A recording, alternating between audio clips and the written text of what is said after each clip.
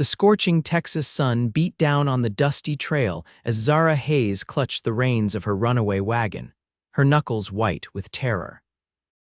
It was 1875, and what should have been a routine journey from Austin to her newly purchased homestead had turned into a nightmare when her horses spooked at her rattlesnake. "Help! Somebody please help me!" Zara screamed as the wagon careened wildly down the sloping path. Her trunks filled with all her earthly possessions bounced dangerously, threatening to tumble out with each violent jolt. The wheels hit a large rock, sending the wagon airborne for a heart-stopping moment before it crashed back to the ground. One wheel caught the edge of the trail, and Zara felt the horrifying sensation of the wagon beginning to tip. Across the nearby pasture, Kieran Kelly's head snapped up at the sound of a woman's terrified cries. Without hesitation, he dug his heels into his paladin's sides, galloping toward the fence that separated his property from the main trail. He could see the wagon tipping dangerously, the horses frantic, and a woman in a blue dress clinging desperately to the bench seat. "Hold on." He shouted, though he knew she couldn't hear him over the thundering of hooves and the rattling of the wagon. When he reached the fence, Kieran didn't slow down. He guided his horse to leap the wooden barrier in a single fluid motion that spoke of years of experience. As the wagon began to roll onto its side, he saw the woman losing her grip, her body flying through the air. Kieran pushed his horse harder, calculating the trajectory of her fall. With perfect timing, he positioned himself beneath her, extending his arms as she tumbled through the air. The impact knocked the wind from his lungs as he caught her against his chest, his strong arms wrapping securely around her waist as they both nearly toppled from his horse. "I've got you," he said, his voice steady despite the adrenaline coursing through his veins. "You're safe now." Zara's heart pounded wildly as she found herself pressed against the chest of a stranger, the smell of leather, horse, and sun-warmed skin filling her nostrils. She looked up into eyes the color of a summer sky, momentarily forgetting the disaster that had just befallen her. "My wagon," she gasped, twisting in his arms to look at the overturned vehicle. Her precious belongings were scattered across the dusty trail, and one of her horses had broken free of its harness and was galloping away. "We'll worry about that in a minute," the man said, his voice deep and reassuring.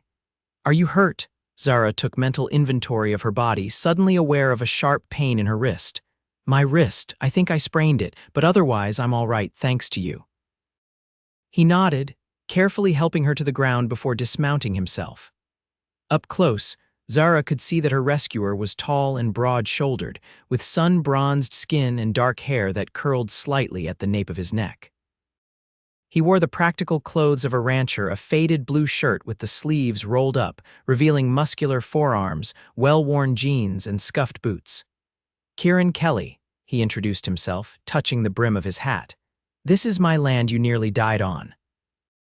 "Zara Hayes," she replied, her voice steadier now that she was on solid ground. "I apologize for the intrusion. I was on my way to my new property, the old Wilson place, when my horses spooked." Recognition flickered in his eyes. "The Wilson place, that makes us neighbors then." "It borders my ranch to the east." Zara nodded, then winced as pain shot through her wrist. "I should check on my belongings. Everything I own is in that wagon." Kieran glanced at the scattered trunks and boxes, then at the remaining horse still hitched to the overturned wagon, now standing trembling but unhurt. "Your property isn't going anywhere," he said firmly. "That wrist needs attending to, and we should catch your runaway horse before he gets too far. My ranch house isn't far. Let me take you there, get you patched up, and then we'll come back for your things." Zara hesitated. She was a woman alone in a new territory, and accepting help from a stranger, even one who had just saved her life, went against everything she'd been taught about propriety. But the pain in her wrist was worsening, and the thought of trying to right her wagon and collect her scattered belongings alone was daunting. "I suppose I don't have much choice," she conceded. Kieran smiled, the expression transforming his serious face. "Don't worry, Miss Hayes. My housekeeper, Mrs. Abernathy, will be there to maintain propriety. She's a formidable woman who doesn't allow any nonsense under her roof." With surprising gentleness for such a large man, he helped her mount his horse, then swung up behind her. Zara tensed at the intimacy of their position, but there was nothing improper in the way he held her, keeping a respectful distance while ensuring she wouldn't fall. "What brings you to Willow Creek?" he asked as they rode toward his ranch, the overturned wagon growing smaller behind them. "The Wilson place has been empty for nearly 2 years. I inherited some money from my aunt," Zara explained. "I've been teaching in Austin, but I've always wanted land of my own. When I saw the advertisement for the Wilson homestead, it seemed perfect." Kieran made a noncommittal sound. "It's good land, but it needs work. Wilson let things go toward the end."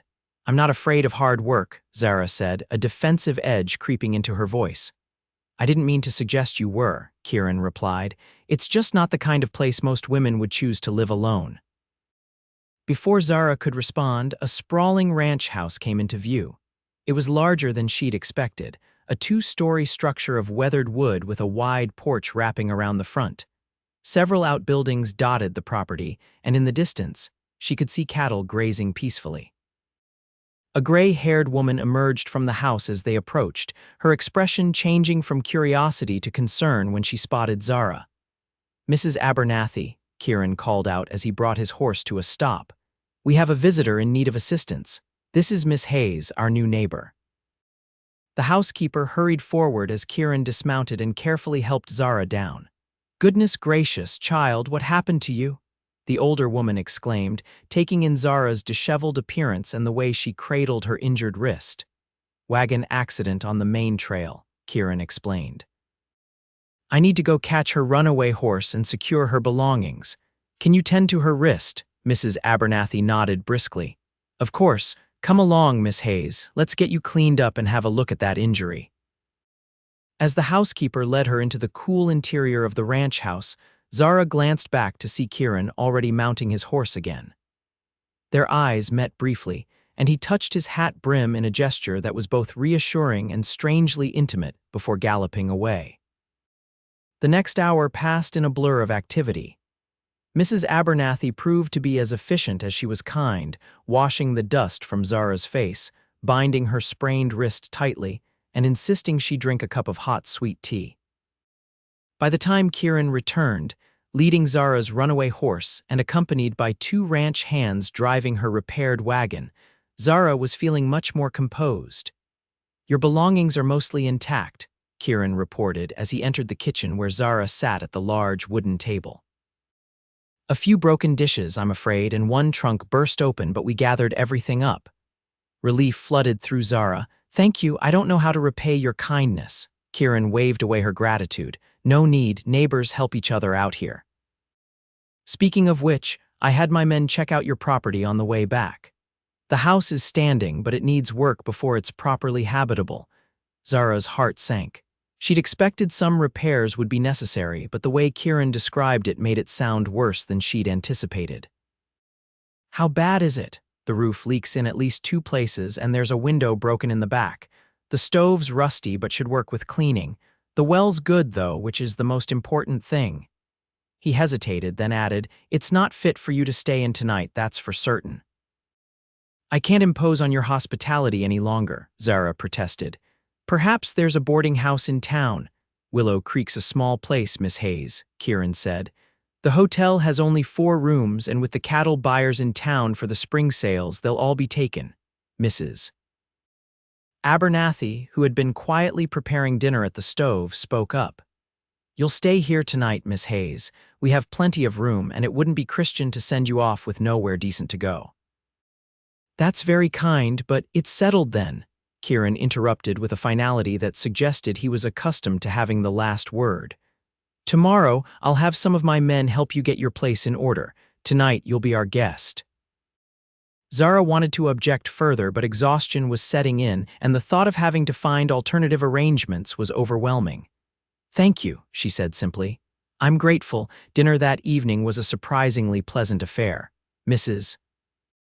Abernathy served a hearty meal of beef stew, cornbread, and apple pie that reminded Zara she hadn't eaten since breakfast. Kieran proved to be an attentive host, drawing her out with questions about her life in Austin and her plans for her new property. "I want to grow vegetables and perhaps have a small orchard," Zara explained as they lingered over coffee. My father was a farmer before he died, and I learned a lot from him. I'd like to be self-sufficient eventually. It's hard work for one person, Kieran observed. Zara lifted her chin slightly. As I said before, Mr. Kelly, I'm not afraid of hard work. A smile played at the corners of his mouth. No, I don't believe you are, but there's a difference between not being afraid of work and being practical about what you can accomplish alone.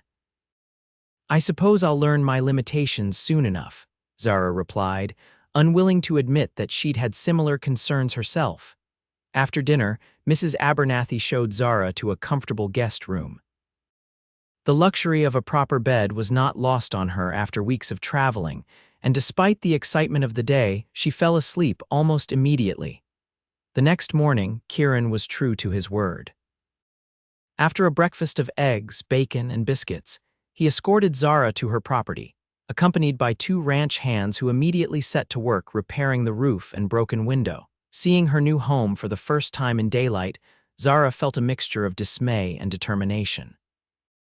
The house was small but solidly built, with 2 rooms downstairs and what appeared to be a loft space above. The yard was overgrown, and the small barn leaned slightly to one side, but there was good flat land for gardening, and the view of the distant hills was breathtaking. It's better than I feared, she admitted as she and Kieran stood in what would be her kitchen.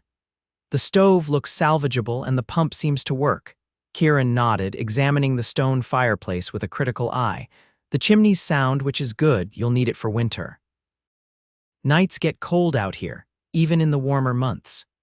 Over the next few hours, Kieran proved to be as knowledgeable as he was helpful, showing Zara how to repair loose floorboards and identify which parts of the property would need attention first. His manner was practical rather than condescending, and Zara found herself grateful for both his expertise and his respect for her intelligence.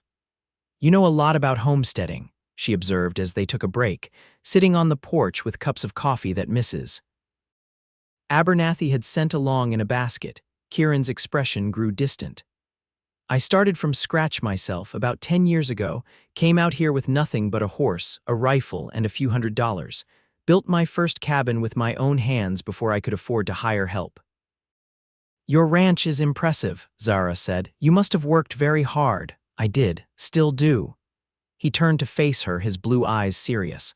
That's why I understand what you're up against, Miss Hayes. It's not that I doubt your ability or determination. It's that I've lived through what you're about to undertake and I know the challenges. Zara nodded, seeing the sincerity in his gaze. I appreciate your candor, Mr. Kelly, and your help. I'm not too proud to admit I have much to learn. Something in his expression softened. Then perhaps we could reach an arrangement. I have knowledge you could use, and I suspect you have skills that would be valuable to me. What kind of arrangement? Zara asked cautiously. You mentioned you were a teacher. My foreman's children and several of my ranch hands have young ones who could use some education. The schoolhouse in town is 5 miles away, which makes regular attendance difficult for them. He gestured to the cleared area beside her house. If you're willing to do some teaching a few days a week, I'll make sure you have help with the heavy work around your place. It was a generous offer, and one that would solve many of Zara's immediate problems.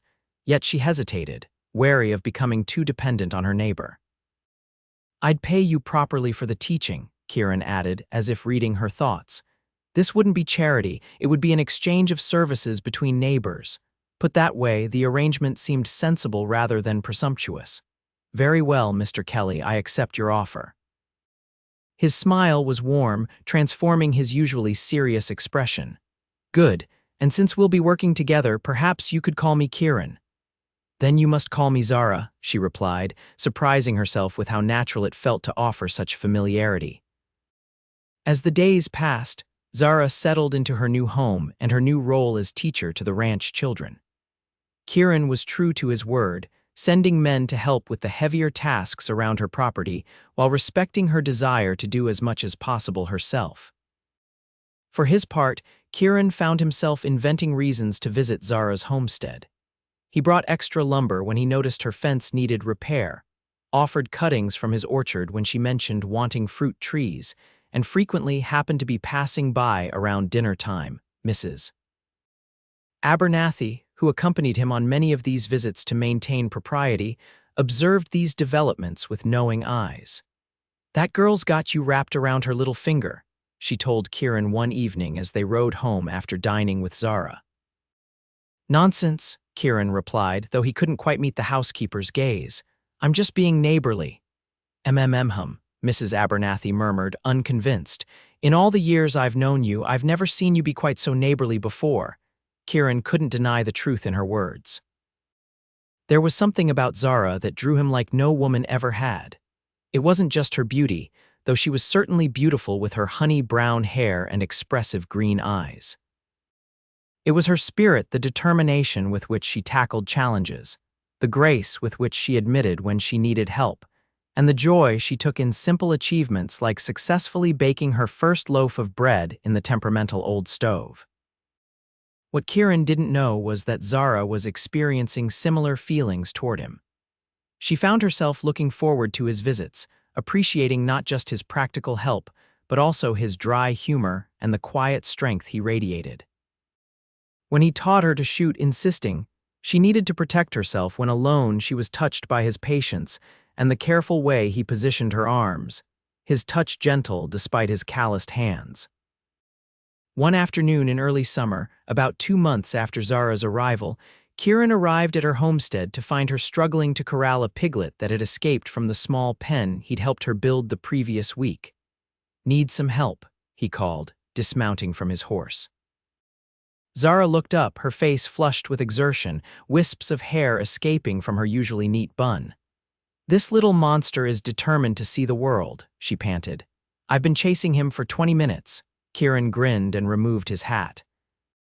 With a swift movement that spoke of years of experience with livestock, he cornered the piglet against the side of the house, scooped it up and returned it to the pen, securing the loose board that had allowed its escape. "Thank you," Zara said, trying to tidy her hair. "I must look a fright." "You look—" Kieran hesitated, suddenly aware of how close they were standing. "You look fine," he finished, though the words seemed woefully inadequate to describe how the sunlight caught in her hair or the way her simple work dress emphasized her slender waist. An awkward silence fell between them, filled with unspoken thoughts. "I should get back to my chores," Zara said finally, though she made no move to leave. "Actually, I came to invite you to dinner at the ranch," Kieran said. "Mrs. Abernathy is making her famous fried chicken, and she insisted I bring you." Zara hesitated, though not because she didn't want to go. She was acutely aware that tongues were already wagging in Willow Creek about the amount of time the eligible bachelor rancher was spending at her homestead. While Mrs. Abernathy's presence had largely protected her reputation, the situation was becoming increasingly complicated as her feelings for Kieran deepened. "I'm not sure if I should," she admitted. "People talk, Kieran." His expression grew serious. "Let them talk. You haven't done anything to be ashamed of. Neither have you, but your reputation matters too. You're an important man in this community. All the more reason why no one should question whom I choose to spend time with," he said firmly. The determination in his voice made her heart beat faster. "Very well," she agreed. "Let me change into something more presentable." The evening at the ranch was pleasant, as their shared meals always were. Mrs. Abernathy outdid herself with the promised fried chicken, mashed potatoes, gravy, and fresh greens from the kitchen garden. For dessert, she served a cherry pie that Zara declared was the best she'd ever tasted. After dinner, Mrs. Abernathy excused herself to attend to some mending, leaving Kieran and Zara alone on the porch as the summer twilight deepened around them. Fireflies danced in the gathering darkness, and somewhere in the distance, an owl called. "It's beautiful here," Zara said softly. "I understand why you love it." Kieran nodded, his profile strong against the darkening sky. "When I first saw this land, I knew it was where I belonged. It wasn't easy making it mine, but I never doubted it was worth the effort." "I feel the same about my place," Zara admitted. "It may be small compared to your ranch, but it already feels like home." "You've done wonders with it in just 2 months," Kieran said. "Most men couldn't have accomplished half as much." The compliment warmed her. "I had help. Yes, but the vision was yours, the determination too." He turned to face her, his expression serious in the fading light. Zara, there's something I need to say, her heart began to pound. Yes. I've been trying to find the right moment, the right words. He ran a hand through his hair, a rare gesture of uncertainty from a man usually so composed. The truth is, I find myself thinking about you constantly. When I'm not with you, I'm wondering what you're doing, if you're safe, if you're happy. Zara's breath caught in her throat. Kieran, please let me finish before I lose my nerve, he said, his voice low and intense. I know it hasn't been long since you arrived here. I know you came seeking independence, not attachment, but I can't help how I feel. He reached out, tentatively taking her hand in his. I'm falling in love with you, Zara Hayes. I think I started falling the moment I caught you in my arms. Tears pricked at Zara's eyes, emotions overwhelming her. I've been fighting my feelings for you, she confessed. I came here to prove I could stand on my own, that I didn't need anyone, and then there you were, saving me on my very first day. His fingers tightened around hers. Needing help doesn't make you weak. We all need others sometimes. I know that now, she smiled through her tears. You've shown me that strength isn't about doing everything alone. It's about knowing when to accept help and when to give it. Does that mean? He hesitated, hope dawning in his eyes. It means I'm falling in love with you too, Kieran Kelly, Zara said, her voice steady despite the tumult of emotions inside her. The smile that broke across his face was like the sunrise, brilliant and full of promise. Slowly, giving her every chance to pull away, he leaned forward. Their lips met in a kiss that was gentle at first, then deepened as Zara responded, her free hand moving to rest against his chest, feeling the strong, steady beat of his heart. When they finally broke apart, both were breathing unevenly. I've wanted to do that for a very long time, Kieran admitted, his voice rough with emotion. So have I, Zara confessed, feeling a blush rise to her cheeks even as she smiled. They might have kissed again, but the sound of Mrs. Abernathy clearing her throat from the doorway reminded them they weren't entirely alone. It's getting late, the housekeeper said, her tone mild despite the knowing look in her eyes. I've hitched the buggy so Mr. Kelly can drive you home, Miss Hayes. Thank you, Mrs. Abernathy, Zara replied, grateful for the older woman's tact.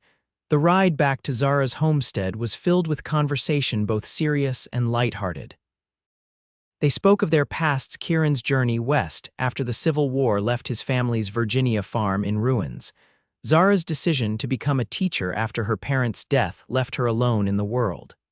They discovered shared values, similar hopes, and complementary dreams. When they reached her home, Kieran helped her down from the buggy, his hands lingering at her waist. May I call on you properly tomorrow? He asked. Zara smiled up at him. I'd be disappointed if you didn't. Their courtship progressed swiftly after that night, though not without challenges. There were still those in town who whispered about the spinster teacher who had set her cap for the wealthy rancher. There were moments of misunderstanding, like when Kieran's protective instincts led him to interfere with a land deal Zara was negotiating for additional acreage, causing their first serious argument. I was trying to help, Kieran protested as they stood in her kitchen, voices raised. By going behind my back, by acting as if I couldn't handle my own affairs, Zara demanded, hands on her hips. That's not help, Kieran, that's interference. He ran a hand through his hair in frustration. Reynolds was trying to cheat you, he was asking twice what that land is worth. And I knew that. I was negotiating, I had a counteroffer prepared. She paced the small room, her skirts swishing angrily. How am I supposed to build a life here if no one takes me seriously, if they all think I need a man to handle my business? Kieran was silent for a long moment. You're right, he finally said, the admission clearly difficult for him. I overstepped, I'm sorry. His apology took the wind out of her sails. Thank you for acknowledging that. I'm not used to. He hesitated, searching for the right words. My mother died when I was young. My sisters married early. The women in my life have always been people I needed to protect. I'm trying to learn that protecting someone doesn't always mean doing things for them. His honesty touched her. And I'm trying to learn that accepting help doesn't mean surrendering my independence, she admitted. Perhaps we can both do better.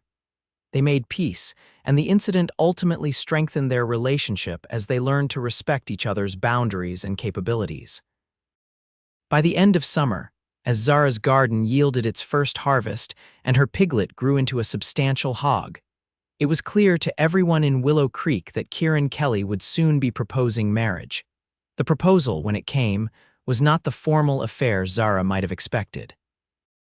There was no fancy dinner, no carefully rehearsed speech. Instead, it happened on a crisp September morning as they rode along the creek that marked the boundary between their properties.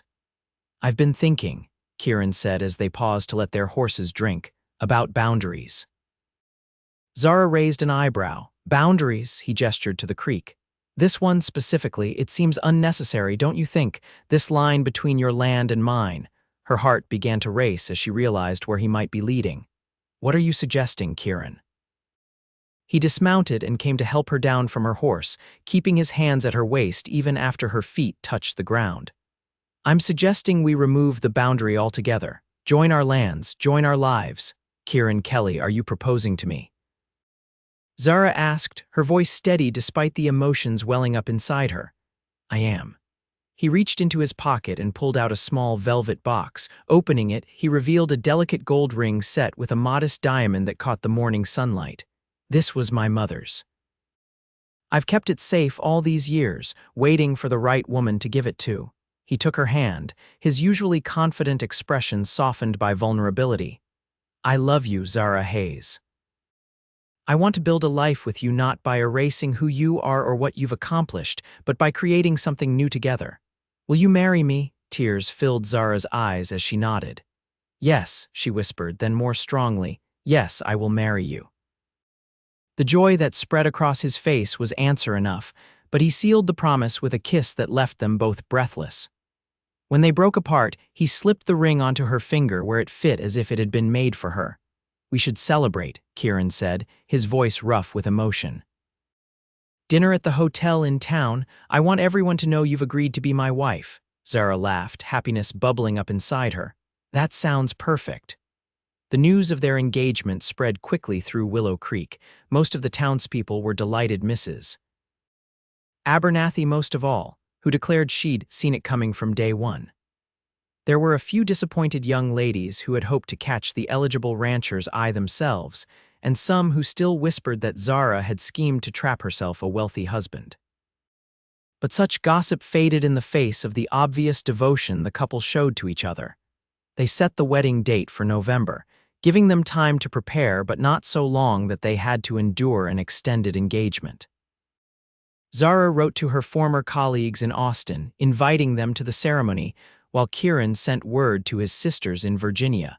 The preparations kept them both busy, but they still found time for quiet moments together.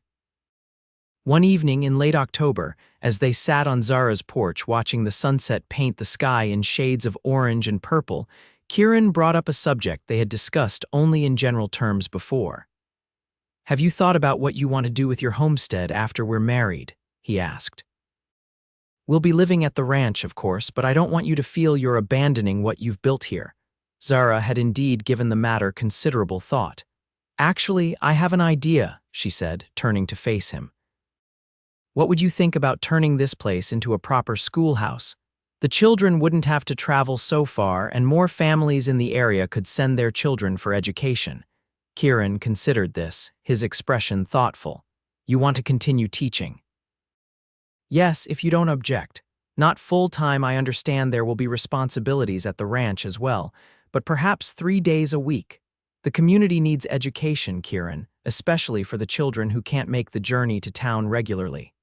A slow smile spread across his face. "I think it's a wonderful idea. The main room could be converted into a classroom easily enough, and we could add more space as needed." His expression grew tender. "You're going to change this community for the better, Zara Hayes, soon to be Zara Kelly." She leaned against him, feeling the solid strength of his shoulder. "We both will, together." The wedding day dawned clear and cool, a perfect November day with a sky so blue it hurt to look at it. Zara dressed in her bridal gown, a creation of ivory satin with delicate lace at the collar and sleeves, made by the town's seamstress with fabric Kieran had ordered specially from San Antonio. Her honey-brown hair was arranged in an elegant, not adorned with tiny white flowers, Mrs. Abernathy, who had become like a mother to Zara over the past months, helped with the final touches. "You look beautiful, my dear," the older woman said, her voice thick with emotion. "Kieran won't know what hit him." The ceremony was held at Willow Creek's small church, filled to capacity with townspeople, ranch hands and their families, and the few out-of-town guests who had made the journey. When Zara walked down the aisle, her arm linked with that of the town's mayor who had offered to give her away, she had eyes only for Kieran. He stood tall at the altar, dressed in a new black suit, his blue eyes never leaving her face as she approached.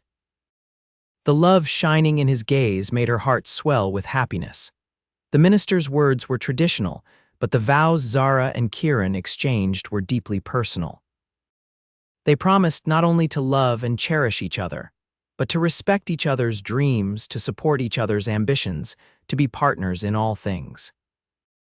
When the minister pronounced them husband and wife, Kieran's kiss was gentle yet filled with promise, a hint of the passion they would share later in private. The cheers from their assembled friends and neighbors followed them as they walked back down the aisle together, hands tightly clasped. The celebration afterward at the Kelly Ranch was joyous, with tables set up in the yard under strings of lanterns. There was abundant food, music from a local fiddle player, and dancing that continued well into the night. Zara danced with her husband until her feet ached, laughing as he swung her through the steps with surprising grace for such a large man. As the evening waned, they slipped away from the festivities to begin their married life together. In the privacy of the master bedroom, now theirs to share, they discovered each other fully for the first time, their lovemaking both tender and passionate. Later, as Zara lay in Kieran's arms, her head resting on his chest, she marveled at the journey that had brought them together. "I still think about that day," she murmured, "when my wagon overturned and you caught me, how different my life might have been if you hadn't been there." Kieran's arms tightened around her. "I prefer to think it was meant to be, that somehow, no matter what, we would have found each other." Zara smiled in the darkness. "I like that idea, that we were destined for each other." "Mrs. Kelly," Kieran whispered, pressing a kiss to her forehead, "I have never been more certain of anything in my life." The winter passed in a haze of newlywed bliss. Zara adapted to life on the ranch while continuing her plans to convert her former homestead into a schoolhouse. Kieran supported her efforts, allocating men and resources to help with the renovations. By spring, the schoolhouse was ready to welcome students. Zara stood proudly at the door on the first day, greeting not only the ranch children she had taught before, but several new pupils from outlying farms whose parents were eager for their children to receive an education. Kieran often rode over in the afternoons to escort his wife home, sometimes lingering to help an older boy with mathematics or listen to the younger children read. The sight of her strong, capable husband sitting patiently with a child on his knee, helping sound out words, never failed to warm Zara's heart. One such afternoon, as they rode home together, Zara gathered her courage to share news she had been keeping to herself until she was certain. "Kieran," she began, "I visited Dr. Miller in town yesterday." Immediately concerned, he reined his horse closer to hers. "Are you ill? You seemed tired lately, but I thought it was just the school keeping you busy." "I'm not ill," she assured him, unable to keep a smile from spreading across her face. "I'm with child. We're going to have a baby in the fall." The joy that transformed his features was everything she had hoped for. Without a word, he dismounted and came to lift her from her horse, spinning her around before setting her gently on her feet. "A baby," he breathed, placing a hand reverently on her still flat stomach. "Our child. Are you happy?" Zara asked, though she could see the answer in his face. "Happy doesn't begin to describe it," Kieran said, drawing her into his arms. "You've given me everything I never knew I wanted, Zara. A true partner, a purpose beyond just building my ranch, and now a family of our own." The months that followed were busy ones. As Zara's pregnancy progressed, she continued teaching, though Kieran insisted she cut back to 2 days a week as her time grew closer. They converted a room adjacent to their bedroom into a nursery, with Kieran himself crafting a cradle from the finest oak. The baby arrived on a stormy night in late October. after a labor that left Kieran pacing anxiously outside the bedroom door while the doctor and Mrs. Abernathy attended to Zara. When he was finally allowed in, the sight of his wife exhausted but radiant holding their newborn son nearly brought him to his knees. "Meet your son, Kieran," Zara said softly, shifting the blanket-wrapped bundle so he could see the tiny face. "I thought we might name him Thomas, after my father." "Thomas Kelly." "Thomas," Kieran repeated, carefully taking the baby when Zara offered him. The feeling of his son's weight in his arms, so tiny yet so perfect, filled him with a love so intense it was almost painful. "It's a good name, a strong name." Life settled into a new pattern after Thomas's birth. Zara took a break from teaching to focus on motherhood, discovering a joy in raising her son that matched the satisfaction she had found in her classroom. Kieran proved to be a devoted father, often carrying Thomas with him around the ranch in a sling Mrs. Abernathy fashioned, proudly showing his son the land that would one day be his. As Thomas grew from infant to toddler, the Kelly household expanded again with the arrival of a daughter, Elizabeth, named for Kieran's mother. The children brought noise and chaos and immeasurable joy to the ranch house that had once echoed with Kieran's solitary footsteps. 5 years after the day Kieran had caught Zara in his arms, they stood together on the porch of their home, watching their children play in the yard. Thomas, now 4, was showing his 2-year-old sister how to pet a gentle old ranch dog, his small face serious with responsibility. "Did you ever imagine this?" Zara asked, leaning against her husband's side. "That day when my wagon overturned, did you have any idea what would follow?" Kieran's arm tightened around her waist. "I knew my life had changed the moment I caught you, I just didn't know how completely." He turned to face her, his blue eyes as clear and compelling as they had been on that first day. "Are you happy, Zara, with this life we've built?" She reached up to touch his face, noting the few strands of silver now mingling with the dark hair at his temples. "Completely happy," she assured him. "I found everything I was looking for when I came west, and so much more I never expected." Their lips met in a kiss that still held all the passion of their early days together, but was now deepened by years of shared experiences, challenges overcome together, and the profound bond of raising their children. "Mama, Papa, look."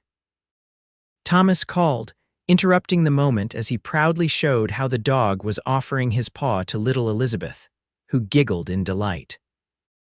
Hand in hand, Zara and Kieran walked down the porch steps to join their children, their hearts full with the life they had created together, a life born from a chance encounter on a dusty Texas trail, where a woman's desperate cry for help and a cowboy's leap of faith had set them on a path neither could have foreseen, but neither would ever regret. In the years that followed, the Kelly Ranch prospered under their joint stewardship. Zara eventually returned to teaching, expanding the school to accommodate the growing community. Kieran's innovative ranching methods earned him respect throughout the territory. Together, they raised their children to value education, hard work, and the importance of helping others. And often, on quiet evenings when the children were asleep, they would sit together on the porch, watching the stars emerge in the vast Texas sky, their hands intertwined, grateful for the twist of fate that had brought them together and the love that had kept them there.